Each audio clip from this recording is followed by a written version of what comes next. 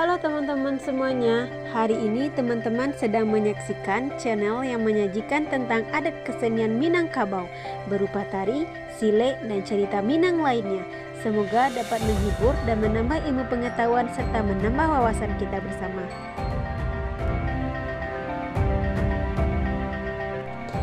Mendengar kata Minangkabau, pasti kita terbayang dengan nasi padang, rendang, rumah gadang, dan orang Sumatera Barat yang sering disebut dengan orang Padang.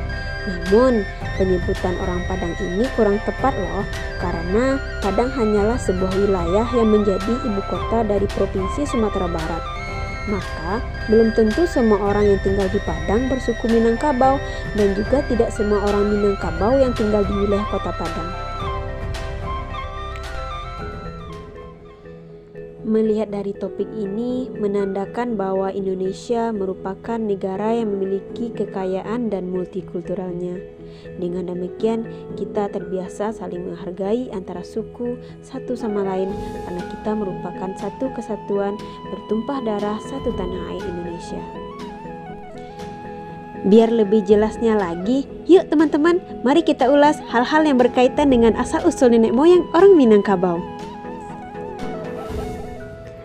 Asal-usul nenek moyang Minangkabau. Secara umum, sejarah Minangkabau dapat diketahui melalui tambo. Nah, apa itu tambo? Tambo merupakan suatu karya sastra yang merekam kisah legenda-legenda yang berkaitan dengan asal-usul bangsa, negeri, dan tradisi. Maka, tambo Minang merupakan suatu hikayat yang menjelaskan tentang asal-usul nenek moyang orang Minangkabau sampai tersusunnya ketentuan-ketentuan adat dan budaya Minangkabau yang berlaku sampai saat sekarang ini. Masyarakat Minangkabau umumnya mengatakan bahwa nenek moyang mereka berasal dari puncak Gunung Merapi, Sumatera Barat. Sebagai pepatah adat mengatakan, dari mano titiak palito, dari baliak celong nan batali, dari mano asal nenek moyang kita, dari lereng Gunung Merapi. Pepatah ini tidak dapat diartikan secara tersurat, namun harus diartikan secara tersirat. Yang harus dicari tafsirannya karena kebiasaan orang Minang selalu mengatakan dengan kata kiasan atau yang sering disebut dengan bakie. Jika dianalisa siratannya, ini adalah kisah perjalanan dari Mahadiraja dalam perjalanan menuju Pulau Mas dan menemukan puncak Gunung Merapi. Di dalam tambo alam kutipan beberapa kalimat yang memberikan petunjuk bahwa nenek moyang suku Minangkabau datang dari tanah basah atau India Selatan dengan menempuh perjalanan laut. Dengan kutipan pantunnya, pisau sirawi bari hulunyo, diasah mangkoba mato, lautan sajo dahulunya, mangkoba namo pulau pacu. Cerita lisan yang disampaikan secara turun-temurun menyatakan bahwa perjalanan laut memakan waktu yang sangat lama sehingga dalam tambo dikatakan, deklah lamu kalamuan nampaklah gosong dari lawit dan sagadang talu itiak sedang dilamun-lamun ombak. Yang artinya karena lama-kelamaan berlayar di laut terlihat gosong dari laut yang sebesar telur itik.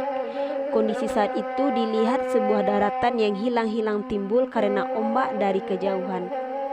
Gosong yang dimaksud adalah bentukan daratan yang terkurung atau menjorok pada suatu perairan, biasanya berbentuk dari pasir dan kerikil. Di sanalah berlabuh nenek moyang orang Minangkabau bersama rombongannya. Pada kenyataannya, tambo tersebut tidak bertentangan dengan fakta-fakta yang ada.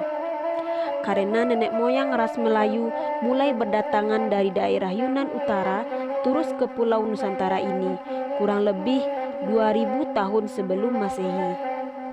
Dilihat dari jurnal 0506-2015, isi buku kecil sejarah mengatakan bahwa para ahli sejarah sudah sepakat bahwa nenek moyang suku Minangkabau terdiri dari sekelompok manusia yang telah mendiami daerah selingkaran bukit barisan Gunung Merapi.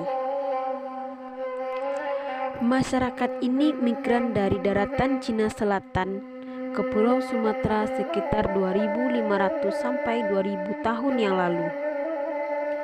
Diperkirakan kelompok masyarakat ini masuk dari arah timur Pulau Sumatera, menyusuri aliran Sungai Kampar sampai ke daratan tinggi yang disebut dengan Darek.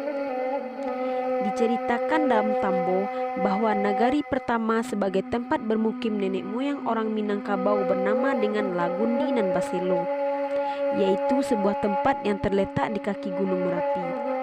Maka bicara Minangkabau tidak terlepas dari Lagundi nan Baselo, karena di sanalah pertama kali nenek moyang orang Minangkabau bermukim setelah turun dari Gunung Merapi. Diawali dari penuturan bahwa asal-usul orang Minangkabau berasal dari keturunan Raja Iskandar Zulkarnain. Bahkan ada yang menyebutnya sebagai Alexander Dagon, yaitu Raja Macedonia pada tahun 356 sampai 323 sebelum Masehi.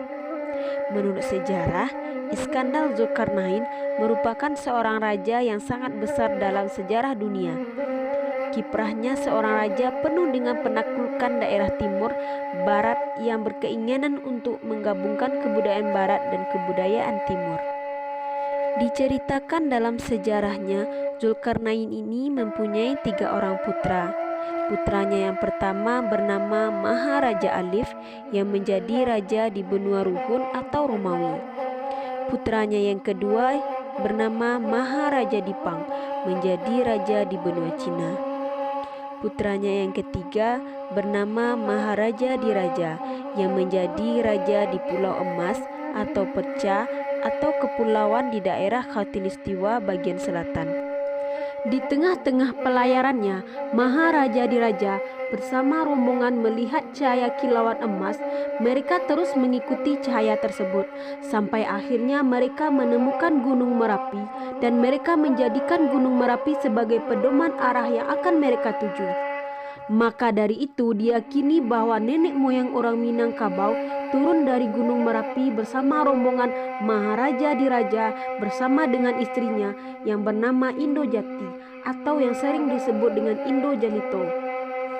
Maharaja Diraja juga membawa 4 panglimanya, yaitu yang pertama pengawal kerajaan diberi julukan dengan anjing mu'alim yang berasal dari Persia. Yang kedua, barisan perusak dijuluki dengan kambing hutan berasal dari Kamboja. Yang ketiga, barisan pemburu dijuluki dengan harimau campo yang berasal juga dari Kamboja. Yang keempat, barisan penyelamat dijuluki dengan kucing Siam yang berasal dari Siam, Thailand. Nama-nama ini disesuaikan dengan tingkah laku mereka masing-masing, sedangkan anggota rombongan lain adalah Cati Bilang Pantai atau yang disebut dengan penasihat raja. Dalam Tambo disebutkan bahwa setelah beberapa waktu mereka berdiam di puncak Gunung Merapi, air laut pun berangsur surut hingga daratan menjadi bertambah luas.